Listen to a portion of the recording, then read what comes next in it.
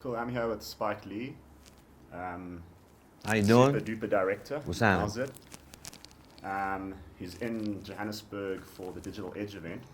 But I just wanted to ask you, Spike, is this the first time that you've come and done sort of an endeavor with Africa or South Africa?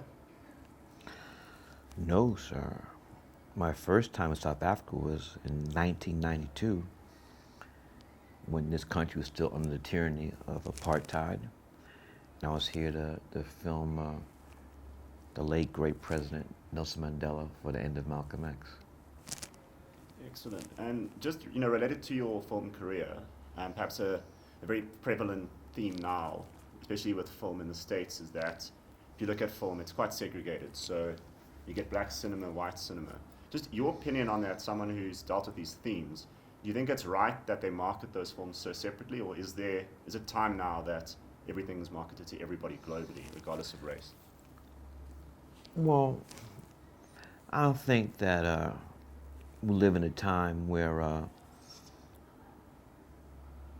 we're in a thing where people don't look at people as groups of whether religion, sex, or race. Uh, One of the biggest films of the year this summer is a film called Straight Outta Compton about NWA, and that film, everybody's going to see that film. So it really depends on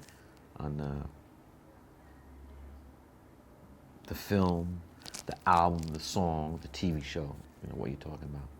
And then if you look at sort of Africa as a continent, and perhaps even South Africa more specifically, is there something that concerns you a lot as a thinker, a filmmaker, a businessman? Well, South Africa really, as you know it today, is a very young country when you think about how many years it's been since the evil of apartheid has been done away with. So it's a country that's in transition, is finding its way. No country, I mean, look at all the countries that were colonized in Africa. I mean, after the yoke of that stuff is thrown away and you're left alone to start anew, it takes a while. You know, you're just not gonna snap your finger. Everything's gonna be going great right away. And then globally, just if you look at cinema globally in the world, obviously America's had a big influence. It's cinema on sort of the lexicon of cinema here. Do you think that's still as strong as it was when you started out 30 odd years ago? Or? Well, here's the thing, and this is the best way I can answer that question. What makes the United States the most dominant world power is not because we have more nuclear arms than anybody else.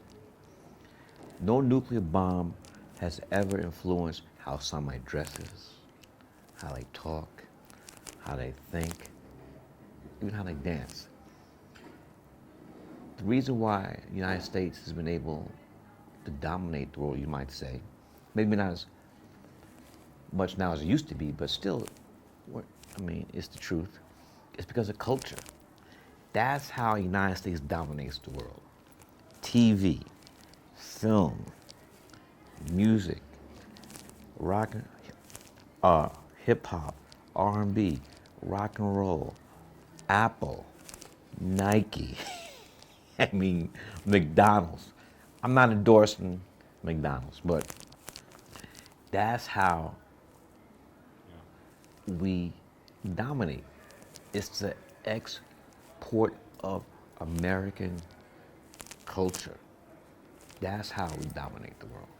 But I mean, do you think that's still a good thing? That because obviously it's helped you, develop yourself, I assume, as a person and achieve many things. But I are you mean, straying away from it now at all? what means straying The away? idea of American culture, to kind of look at other cultures, even African cultures. I'm not saying that the domination of American culture is, and say no one else's culture is great. I'm just saying what is. It's fact. And other cultures, other they look to America, you know, for inspiration. That's not a secret. But I've never been said that our culture just crush everybody else and no one else's culture is valued. I would never say that. It's something that South Africans, even the ones here today for digital age, that they can take away from seeing Spike Lee live and, you know, conveying information. I mean, what do you think's the message they can take away? Well, I'm here for the digital conference. I'm going to show, you know, talk to the people and the people here, and I hope people don't think that they can hear some golden words from Spike Lee that's going to transform their life. That's not going to happen. And I'm a storyteller, and hopefully my films in the past, my films of the future have touched them. That's it. Thanks so much. All right.